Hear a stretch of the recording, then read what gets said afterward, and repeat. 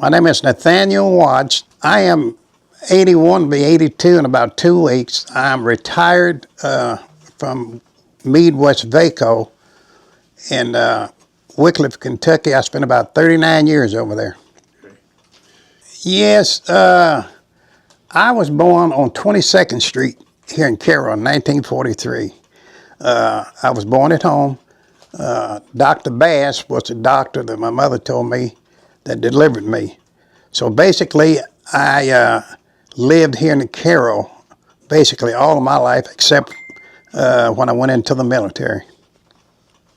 Well, my mother, she was from up around Armstead, and my dad, he was born in Hickory, Mississippi, and he hoboed up here, and he settled in, and that's how our family actually got to be here in Carroll. I have people that's in Louisiana, Mississippi, of course, the Chicago area, and some out in California. So really, I was just kind of I don't know what you call it, just born and raised here. Well, my mother was just a regular housewife. My dad, he was a laborer, and he worked construction for Edgar Stevens. It was a construction outfit that was north of Carroll, right underneath the viaduct when you go out. There was a ready mix there, and that's where he worked as a laborer. Yeah, well, I only knew my grandfather. My grandmother had passed, and my grandfather, he was a handyman. He was a painter. He did plaster work, and he worked in all the houses around Carroll. And he was they looked for him. He was excellent. He was a good worker and did great work. So we visited a lot with him during our early years. So my grandmother, I never knew anything about her. She'd passed. My grandfather also was from Mississippi. He was a mixture of half French, Indian. He didn't have any black in him. And if you saw my daddy's brothers, you could see why. But I never met him. He was still in Mississippi, and I was big, and I just never met him. But I did see a picture of him. Well, maybe my daddy's sister, she was born in Hickory too, and she stayed there. And the only communication we would have, she would come up and visit, and she would talk about the South. And she always made it a point to travel during the day and stay out off the roads at nighttime. And we did the same thing. I remember in the early 50s, we would go down to Greenville, Mississippi, and visit her. And we would always leave early. When the sun come up, a guy had a car, Mr. Moore, and he would drive us down. And we would pack our lunches, and we didn't stop for anything. And the only thing we stopped for was gasoline. And we always made sure we got there before it was dark. And that was before the civil rights workers were even killed in '63 or whatever. Well, not really. The only thing I know about her, and she, my uncle, her husband had a so-called good job. He worked for the Corps of Engineers, and they helped build those levees with the mews and all that type of thing. And she was considered maybe a little bit above average income-wise because he had such a good job. As a kid growing up, you know, we were restricted. We didn't venture out our neighborhood too much. I remember one thing that affected me was in 1961, the state of Illinois was looking for people to work for the state in the maintenance department, highway maintenance department.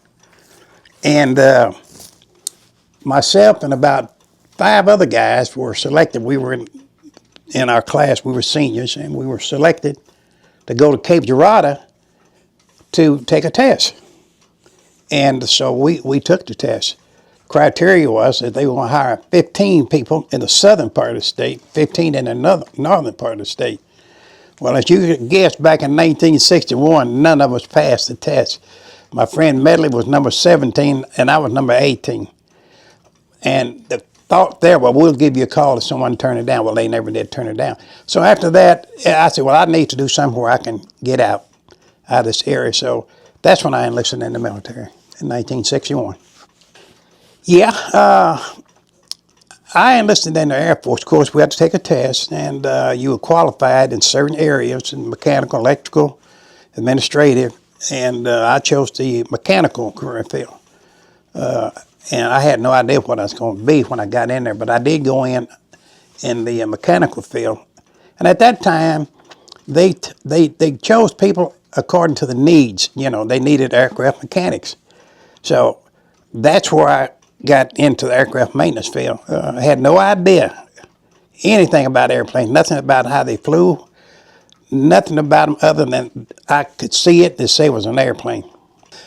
No, I was still in the military at that time, but I did come back in 1970, and the civil rights movement was strong here at that time, and it was basically whites versus blacks. We stand on one side of the street, they stand on the other, and we heard insults, and they would too, and it got down to the point where they would do a lot of shooting at night in the black area in McBride. They called it Pyramid Course then. And they would get on the levee and they would shoot down in the levee. Of course, we had guys come in. Some of the guys out of Chicago, some of the so-called Black Panthers came in, and they were around in the neighborhood, but it was never to the point where anybody actually got shot that I know of, or anybody actually got killed. I never heard that. Were you involved in the movement down here at the time? Basically, not directly, because by the time I got back here in 1970, things had slowed down so far as movements, boycotts and everything. It was still, people didn't go to certain areas to shop. We basically stayed like we were in the early 60s and 50s and back. You know, we basically didn't fall in with the white community. We were basically rejected, if you want to know the truth. They would take our money and sell us goods, but so forth, employment, that just didn't happen. It was a big deal when one black lady got hired up at Elias's Family Center, and you know, and then we had another girl that got hired up there, and can you imagine the talk at that time? Well, she's working the cash register, and that was a big deal because, you know, I guess the general thought was we had sticky fingers, I guess, but that was a big deal. Well, there was businesses that were leaving. People refused to send their kids to the school. They chose to go to Paducah, the white community, that is, and Cape, and send their kids there. They even had a system set up where they had transportation for them to get back and forth. And in order to comply with some of the federal laws, I guess at that time they had one black kid, and they really recruited him, and he was just the type of guy that, you know, well, he kind of like stayed in trouble, basically. And but they had to have that color so they could apply for those federal grants and all that. But we didn't play sports against the other school. Carroll didn't play Sumner High, and Sumner High went to Sumner High School, and we didn't play sports together. We just we never did. They would broadcast the Carroll High School football game, but they never would broadcast the Sumner High School game. So that's the way it was then. Well, I guess like most kids, we got up and we went to school. I lived up on 40th Street, and I walked to the school, Garrison School, every day, and I would walk back home every day. I had friends up there that, you know, we grew up together, and about 5 of us enlisted in the military together. But it wasn't no excitement.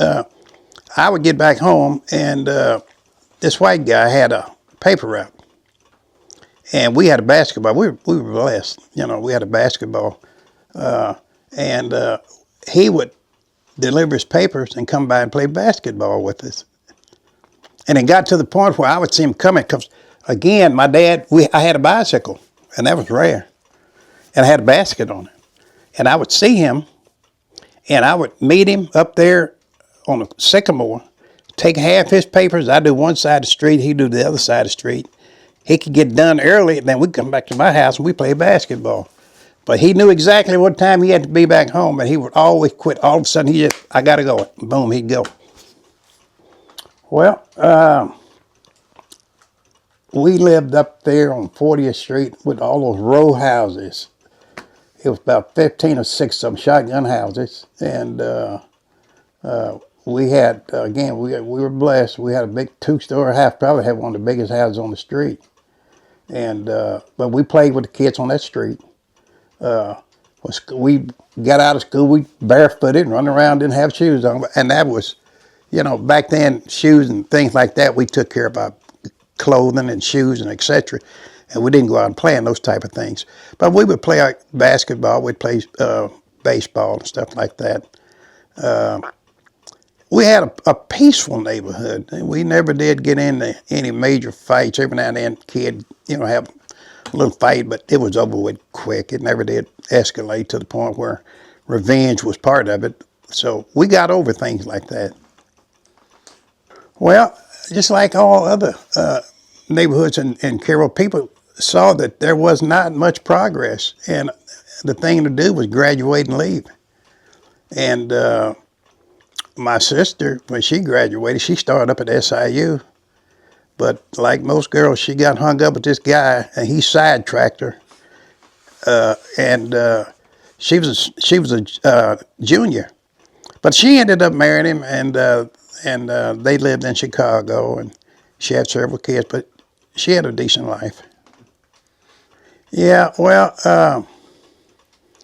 I was a member of Ward Chapel, AME Church here in Carroll. My grandfather, Reverend R.S. Everett, was a pastor there. And we would walk down on Sundays and go to church. And we would integrate with the McBrides. Mr. McBride, his wife, and they had a son. And we would sort of go back and forth on Sundays. We'd have dinner down their house on a Sunday. They'd come up, well, the boy would, not the parents, and he would come up to our house the following Sunday. So we had interaction like that. Like I said, there wasn't much to do in Carroll. And as a kid, I remember on Sundays that my mother would get us together, and she'd say, let's go bus riding, because we didn't have a car. So at that time, I think the bus was maybe a quarter, and you got 6 rides, so we could all ride for a quarter. And we'd ride all around Carroll on a weekend, Saturday or Sunday, and we'd get back on our street, and we'd get off. And that was about the biggest thing that we did. I couldn't get a job. I tried to get a job. The same guy I was telling you about, Buddy Upshaw was his name, and I remember they put a big ad in the paper. Evidently, he had quit that route, and we took the Evening Citizen at that time. We had the paper, and I saw that ad, so I said, well, I can do that. I had a bicycle. You had to have a bicycle, and you had to have a basket on it. Well, I had it, and I filled out that application and rode my bike down to the Carroll Evening Citizen, which is right down on the corner. It's burned down now. And I dropped that in there, and that was the end of that. Never heard from him. And next thing I knew was another guy out there doing the papers. So that was just a form of racism that no matter what. And the paper at that time, the only paper most people got were the news. We got the Chicago Defender and the St. Louis Post, and that's where we got most of our information from. Not directly, but I do remember the Gym Theater, which part of it is still standing downtown, and right across the street was the Lincoln Theater. And basically, on Saturday nights, we would always go to the movie, and the movies were out about at the same time. They would dismiss the gym, and we'd be dismissed about the same time. And they would stand on their side of the street, and we stand on our side of the street, and we'd throw rocks, and they'd throw rocks, and we'd use all kind of words we could think of, and they would too. And it would disperse. It was just like a line nobody would cross. We wouldn't cross, and they wouldn't either. So those type of things happened. I do remember one guy that crowd, they beat him up, Jimmy White, and beat him up pretty bad. But other than that, racism, that's about the size of it. But and as the years went by, I left, so I don't recall a lot of the other things in here, like the basic boycott and when Jesse Jackson was here, that was all my time. Charles Corn, he became a power figure in this area, and people actually feared that guy. I don't know why, but I guess he was so strong-minded, strong-willed, and he wouldn't back down, and so they began to shut everything down. Yeah, yes, in so many words it was. You take the public park up there, St. Mary's Park. It didn't have the signs in colored and white, but it had a road going straight down the middle of it. And one side was for the black folk, the other side was the white folks, and we did not cross, and they did not cross. I remember as a kid going up there, and they had the swings, and it'd be several of us up there, and we'd be all in the swings there, and they'd be full. On the other side, wouldn't be a soul over there, but we would not cross that line to go over there in those swings. And it never dawned on me that was part of racism. I wanted to be over here because my friends were over here, and that's why I was having fun. But it never dawned on me that was part of racism, and it was. Well, I was in the military. Like I said, Vietnam was going strong, and I was constantly overseas in Okinawa, Guam, Thailand, Taiwan, different places, constantly on the move. And my wife had moved back. I had 3 kids, and so she had moved back. And through the grace of God, she just happened to get a job at the Security Bank on Commercial. As a matter of fact, I bought that property, I own that property now. But anyway, so she was working. So when I came back, I was just going to kind of stop and go ahead to Chicago because I got brothers and sisters up there. And I put in an application for West Vaco, and I'd also had other applications in postal and aircraft mechanic up here in Minnesota. And they called me for West Vaco, so I went over and got the interview, and I got the job, so I stayed here. So 39 years later, I retired from there. Oh, my wife wrote it because at that time, she was living in McBride at Department 106, and I was overseas. And she would tell me how the shooting would get started at night, and they would get in and turn the lights out, and sometime it'd be so close they'd get on the floor and they wouldn't go out. But I was not a part of that, but she told me that through letters and everything. Yeah, she did. She had brothers all. The Whitaker group around here was well known. She was a Whitaker, and she had brothers, and her brother kind of lived right across the street from her. So in a roundabout way, they had signals like if you were out at dark and you wanted to get in there, you'd flash your lights, and that was the signal to let whoever was in that car, they were okay to come in. I don't recall that. We never had any social things in Carroll that would attract blacks and whites. I remember a circus years ago, which was a minstrel show, came out of New Orleans, and that was up on 40th Street where we lived, and the name of the guy was Silas Green, and he had a minstrel show, and we would go there, but nobody else would come. The whites would come, and I don't recall them having anything like that. Well, let me say this. When I was overseas, my wife worked for the Meisenheimers, and she actually babysat those boys they had. And basically, in a roundabout way, she actually sort of raised them, kind of like in the movie The Help. And and they fell in love with her. They liked her. And I give Mr. Meisenheimer credit. She told me that he was going to pay for her education, but she didn't want to do it. She didn't want to be obligated like that, so she didn't go. She worked the bank until she just retired, quit, and that was it.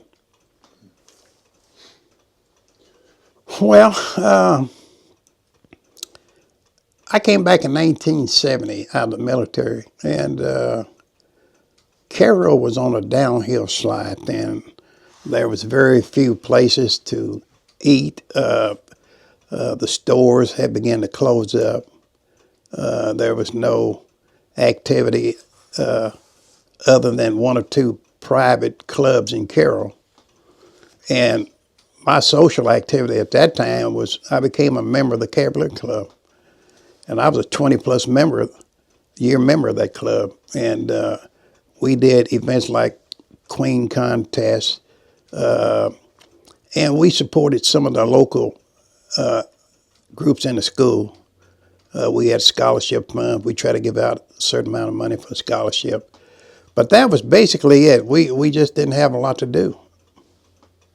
Well, there were several bars, you might call them, around town, and taverns and things like that. It was basically isolated. Everything was on Poplar Street, basically. And we were isolated on that street. That was the hood, as you might want to call it. And up and down the street, we just about knew all the people, and they all knew us. And I had an aunt that she had a grocery store on 25th and Poplar, and she ran that thing up until she passed away. Which I think, to my knowledge, she had a grocery store there, and Seth Washam, the Washam had a grocery store up on 38th and Commercial. And they were the only black grocery stores that I remember in town. There was a cafe or two on Poplar. You could go in and get a soda, get a hamburger, a bowl of chili. The kids hung out on 23rd Street, right across the street from the school. And they had 3 places there where the kids would go out and dance and, get together, have fun like kids would do. And Booker had a little hamburger joint there, probably the best hamburgers in town. But other than that, there just wasn't a lot to do. I knew black men that did mechanical work, but they wasn't like in a shop or a business. Just kind of freelanced. And there were 2 or 3, well, it was 2 of them, 2 taxi companies there. I can't remember. Wage was 630. Their cab number, you call that number 630, and you get a cab. And that's about it. It just wasn't. Carroll was never meant to. When the people had control of Carroll, they killed it. They didn't want it to grow. No employment, and the white folks that had power in the city of Carroll, they left. White flight killed Carroll. Well, my family personally, my brothers and sisters, they all left when they graduated. They all went to Chicago. And my family, my kids, my son started at SIU. He basically did the same thing that my sister. He was a junior, and he got hooked up with this young girl, and that flipped him out. He couldn't stand to be away from her not 1 minute. He up there and she down here. That was too much for him. But anyway, he made good though because he ended up getting a job in the correctional, and he was a lieutenant up there. He did his years and retired, got a good pension. My youngest boy, he was very mechanically inclined, and he left 18. He left Carroll at 18 years old, and I was leery about him. And my wife, she said, "Let him go." And he got on the train and rode out to Phoenix and went to school out there. And at 18, so he was definitely on his own. He had to make all decisions, for himself and all that. And he finished that mechanical school there, an automobile mechanic, and he was good at it. But he ended up going into the construction field. And as of right now, he lives up in Carbondale, and he's a member of the local up there. So he's a certified crane operator right now. And the work varies because if you know anything about Southern Illinois, this is a Republican area, and they control the workforces down here in construction work. And diversity has been eliminated, in the process of being eliminated by Trump. And people down in this area are going to catch hell. Never. Never. My son lives North Mounds. And he's happily satisfied. He started a small business after his retirement, and he's doing well in that. My youngest, the middle son, he is basically he didn't adapt too well. I'll just put it to you that way. He kind of fell backwards instead of going forward, and so he's still here, and he's in public housing.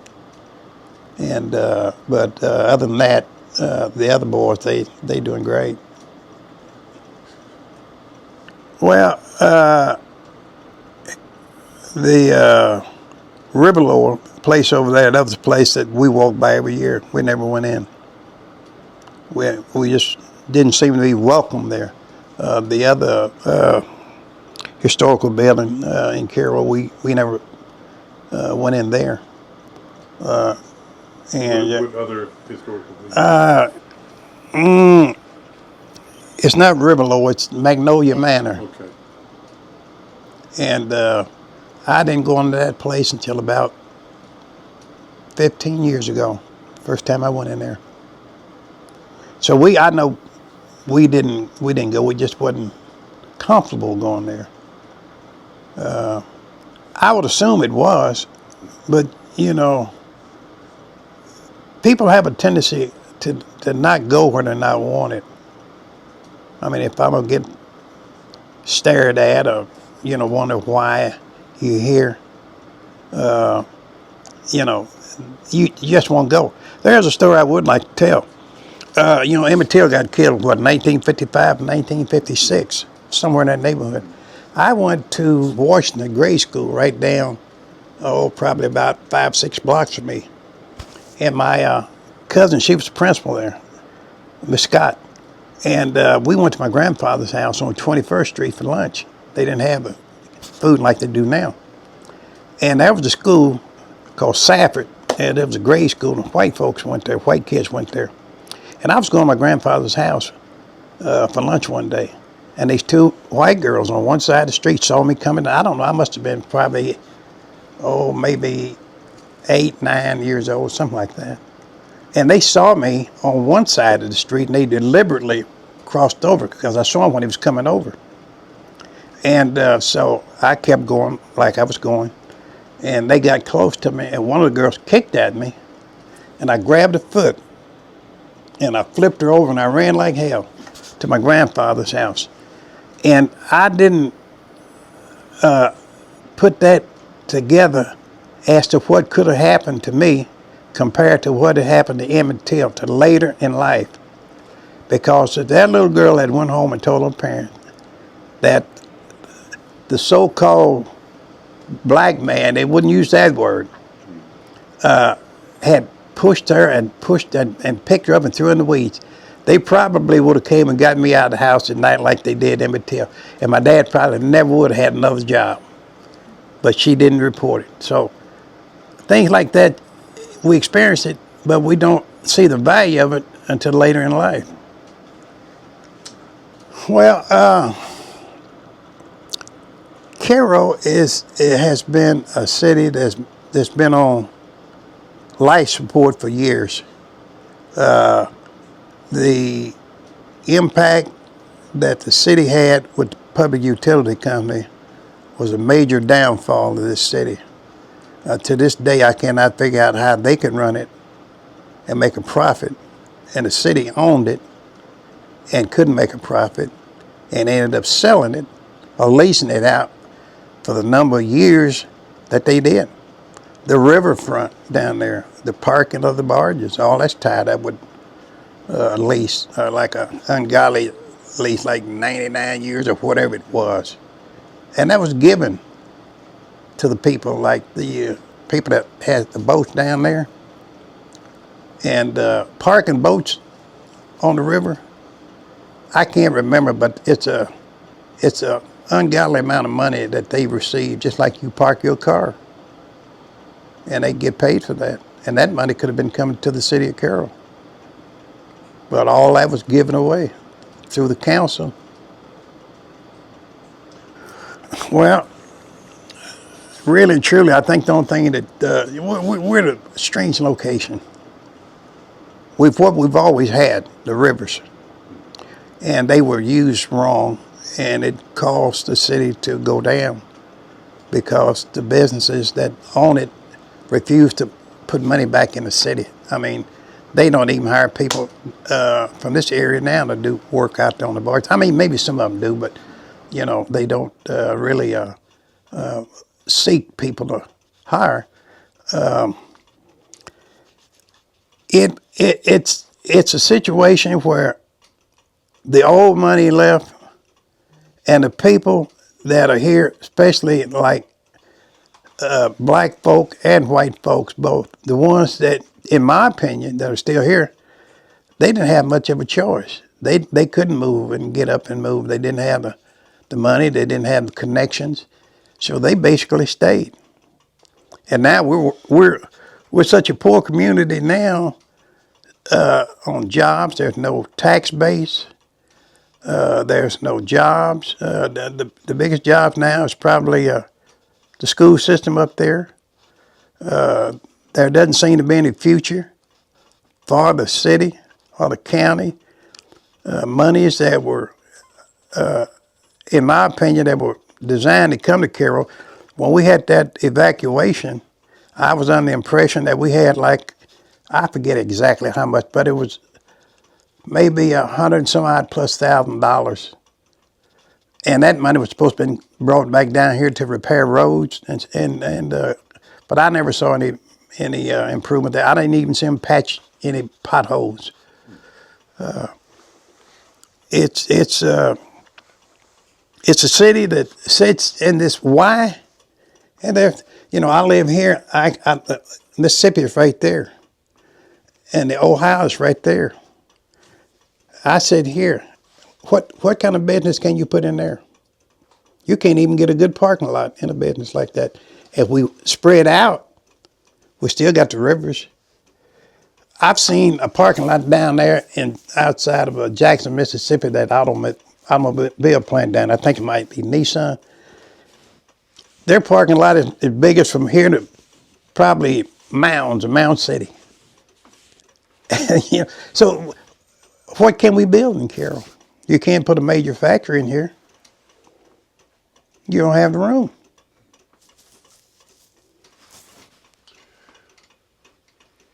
I would like to see some employment here. I would like to see people have a better lifestyle, have a way to earn a decent living coming in here. And it would take little bitty places. The Riverport they talked about, that's a bunch of crap. They're not gonna let that happen.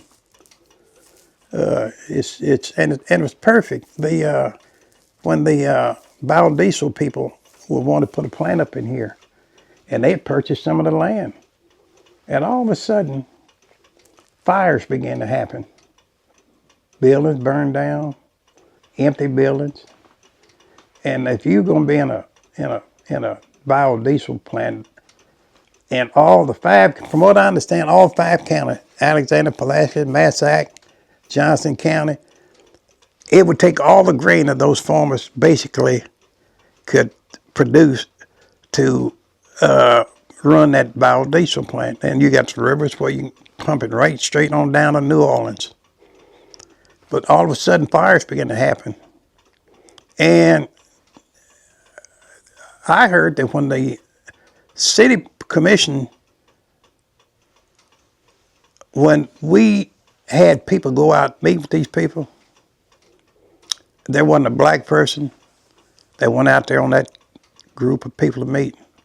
Now you're talking about putting up a factory with biodiesel fuel, houses are being burned down, put in a predominantly black area with no black representation, no black input, and that was a no-no, and I believe people knew it.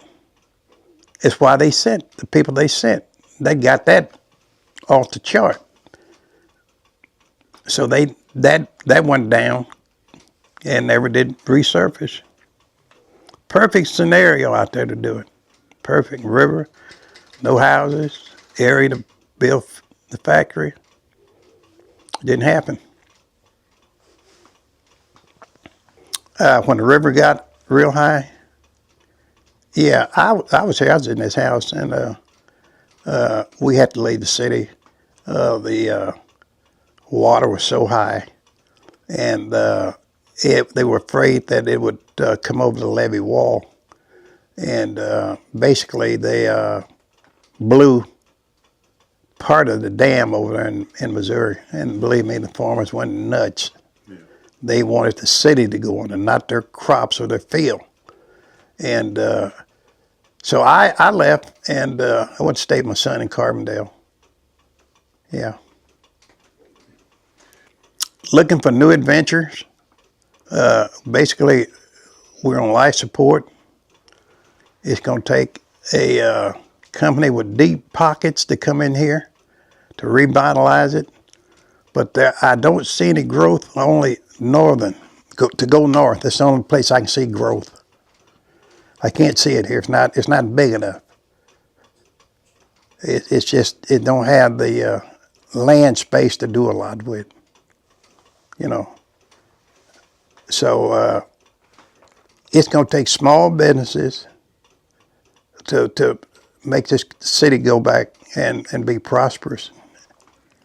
Or maybe some tycoon like Musk can come in here and wipe everything out and put a resort in here. Well, when I retired in 2009, I've always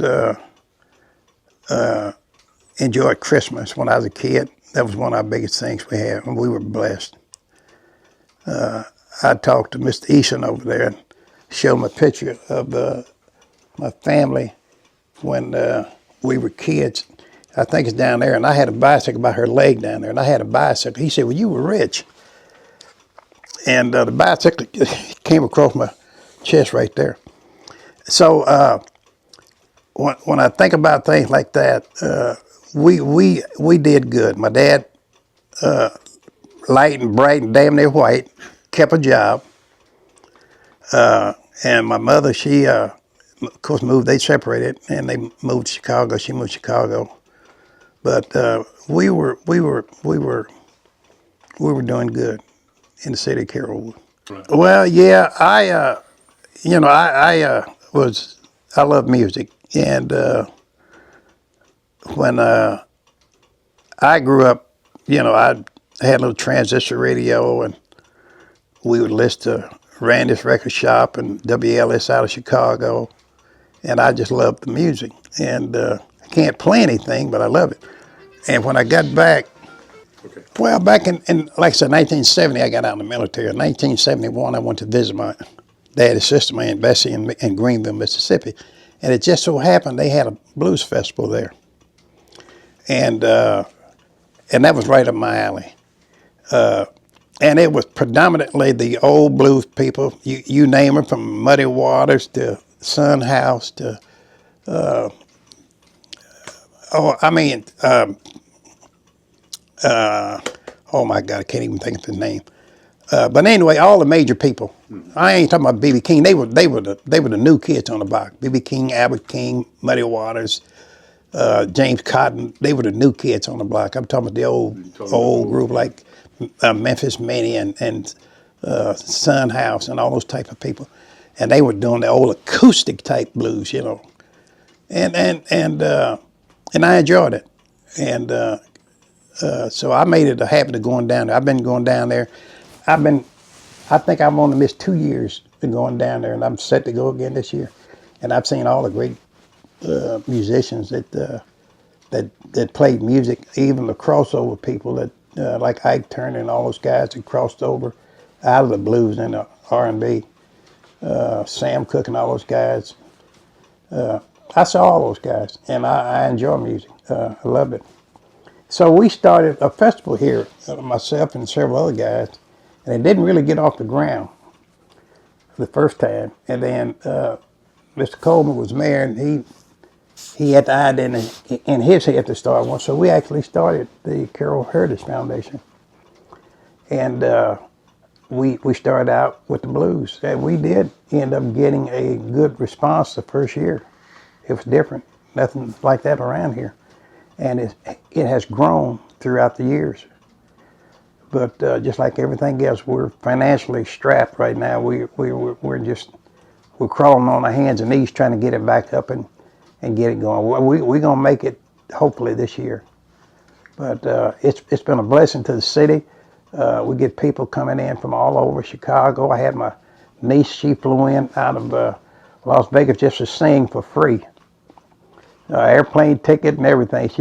She played with Harry Lee Williams band there for a while, sang with them. But it's been a big thing, and we managed to get some property down there. We managed to get a few grants to improve some things down there.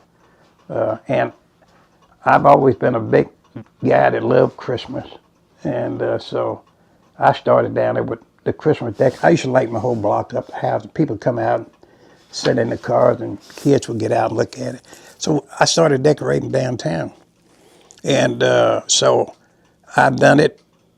And this year was, last year was, I had to slack back because climbing ladders and hanging on by one hand just about got too much for me. But we still do it, and it looks great down there. And people come down and enjoy it and stop and look at it. And it's a big highlight for the city. That and the Blues Festival, I believe, they're the two biggest events that happen down here. And we have a parade, and we have a lighted Christmas parade. So those are the major highlights for the city, and people actually look forward to it.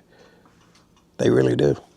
Not that I know of. Harold Jones has a jazz fest, and it's coming along pretty good. It's a different type of music than what we had, but there are certain groups that love it, so they participate. But other than that, that's about it.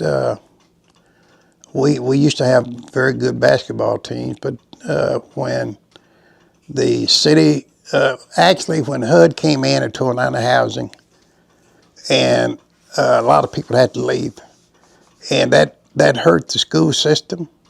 The kids that we had in school, they went elsewhere. It affected the amount of money that the school would get for the kids, and the programs that they had in the school basically just have been eliminated. Football and other things that they had, bands and all that, they don't have that anymore. Basketball, maybe, boys and girls basketball. Is about it. I mean, they might have some of the social clubs in the school, but they don't have the things that some of the other schools have. So we can't compete. We're a 1A school. I don't know how many kids we got in the school system, but I would think probably a little over 100 kids in there. And a lot of it was caused by people having to move.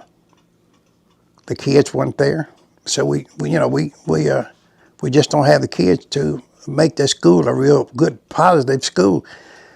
And common sense would tell these administrators in the different counties, the 4 schools we got around here, if they're really in there looking out for the kids and want the kids to improve, they would consolidate.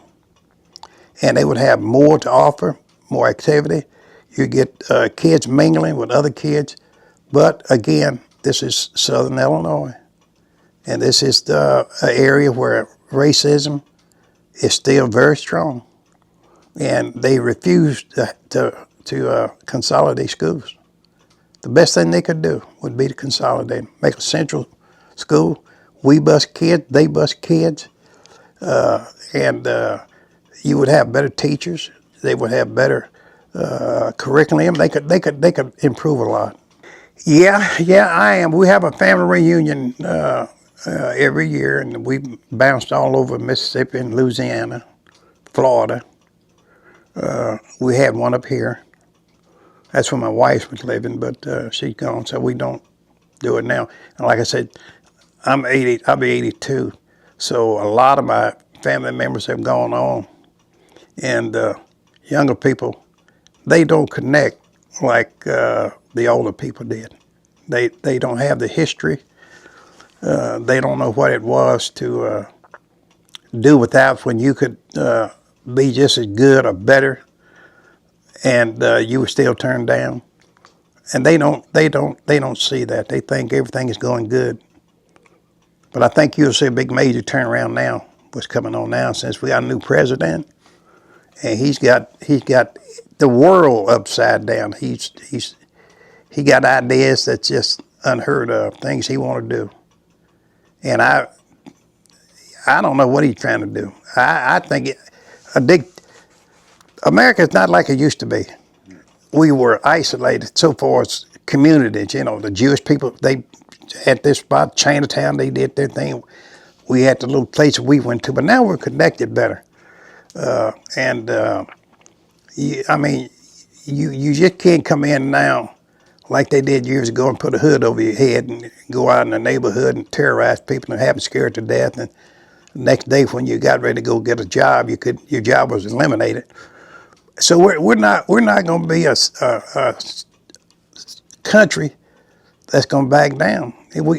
We cannot go back to those days, and I don't think we ever will. We're too spread out now. It used to be all packed over here in one area, packed over here, but now I got people in Australia. Don't know who they are, but I got them there. And people are spread out. Got them in California, everywhere. Some of them I know, some of them I don't. So we're not going to be, shut down like they did back in those days. Historically, how it ever happened, I don't know. But black folks that were light in complexion always had a better choice, had an easier road to go down, simply because of skin color. When construction work, my dad did construction work, and it was a seasonal type work, and but he always managed the guy that owned the company always kept him around. He did little yard work for him and a little washing windows or whatever it took back then during that time, and he held him close. But one thing that I truly regret is that those guys were taken advantage of. I know Mr. Severs, he worked with my dad, several others. Miss Severs down here, I love Miss Severs. And they basically kept a job with them, with that company. But I don't know about Mr. Severs, but I know my dad had over 20-some years over there. When he got sick and passed away, he never drew not one penny of unemployment or a pension. I mean, he did unemployment, but he never got a pension. Over 20-some years there, never had a pension. No, I did not. To be honest with you, when I got out of the military, I mean, I took military classes when I was in the military, but when I got out, I had one goal, and that was to make at least $500 a week in 1970 to make it a week. And that was, that wasn't a lot of money then. And I accomplished that, and I accomplished more. And the plant that I worked at, it was up and coming, and it required a lot of overtime.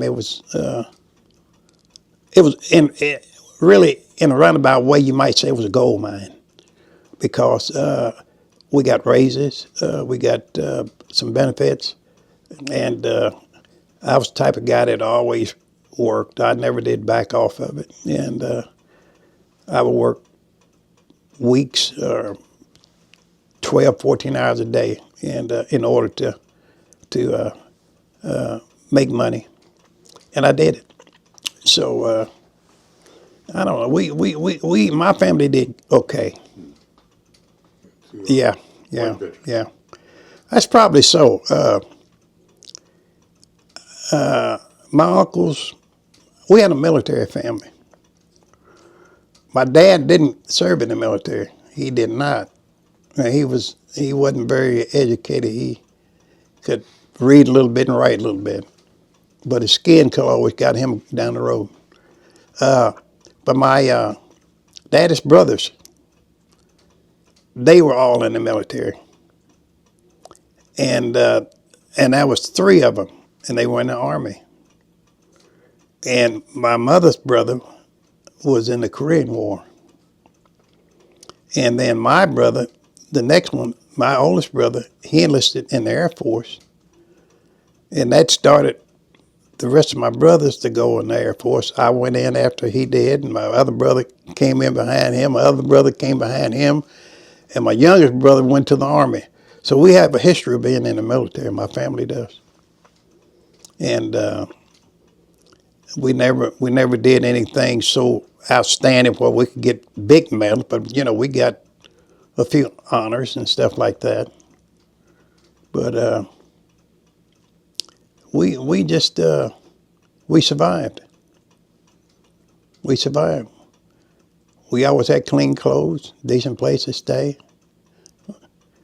I remember we had an outdoor toilet, and then we really improved. We had one on the back porch with running water. And I remember when we got a gas stove. I remember my mother cooking on a wood stove, and I've always wondered why women would say back, I had to slave over that hot stove all day. And it never dawned on me. It's 100 degrees outdoors, and you got a stove in the house that's burning wood, and you in the stove cooking, and you sweating and heating the house up, and you cooking. And it never dawned on me that what they meant until late in life. And it was a challenge, but they did it. Well, I hope I was helpful. Probably some things I can't even remember. But but just another thing. We had, of course, you remember. You probably heard the story about the swimming pool and the Yes. bowling alley out there in North Carroll. Yeah, they filled it up. Yeah, and I remember many days as a kid walking by there and putting my hand in that fence and looking over at that pool, wanting to get in there real bad. And they had a big deal out of it. We had a bowling alley, a skating rink out there, and that was a area out there where a lot of racism, fights, and all that stuff broke out back in the day. My dad wouldn't let me do that. I knew what to do. I knew when to get my butt back home, and I was there. And that's something I don't recall. I don't recall my dad whipping me. My mother did, but I don't recall my dad. I remember him getting angry at me one time because I had a .22 rifle, and he told me to wait till he got home from work because I was going to go out and shoot some pigeons. And that big trestle, that train trestle coming in there, and that Illinois Central train would come across that bridge over there, and the pigeons would be up there, and we'd be down there, me and another friend of mine, and we'd be shooting the pigeons. And now the train came by, we'd stop, but the trained policeman came up there one day, and they were like gangbusters. They come up there in 2 cars, they had black suits on, they got me and my buddy surrounded and took us home. And that was the worst scalding out my dad ever gave me. I mean, he laid it on me good, but I don't ever remember him whipping me as a kid growing up. I guess by the way he lived, he was kind to people. He was friendly. He had friends. I remember that trestle when you come going out or coming into Carroll. Hobos, like I said, my daddy, I didn't tell you, he hoboed up here on the train. And I guess his memory was that he made it from up south on that train coming across there and he jumped off. And a lot of time, those guys on that train would get off because it was slow down in that area and they'd jump off. And they would walk down. And we lived real close to that trestle. And the hobos would come there. And I guess he knew all about trying to get from one spot to another. And my mother would actually give those people food. He wouldn't let them come in the house, but he would take them food and give them food. And of course, they'd want to know if they could do any work or something like that. And sometimes he'd have them cut wood, stuff like that, and give them a few pennies or whatever he had to give, and they would go on their way. But he would do that. He would help the people and they were all going up north, Great Migration up north. Yep.